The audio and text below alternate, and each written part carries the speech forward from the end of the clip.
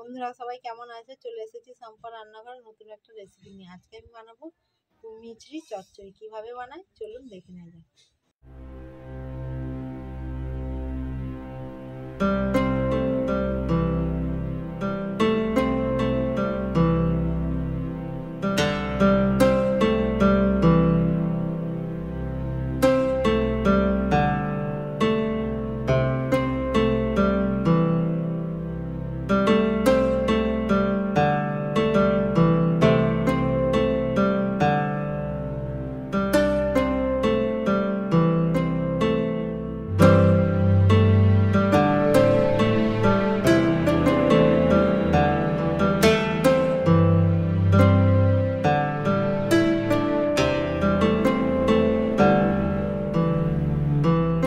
Video ভালো লাগলে বেশি বেশি করে লাইক, কমেন্ট এবং সাবস্ক্রাইব করে আমার পাশে থাকবেন।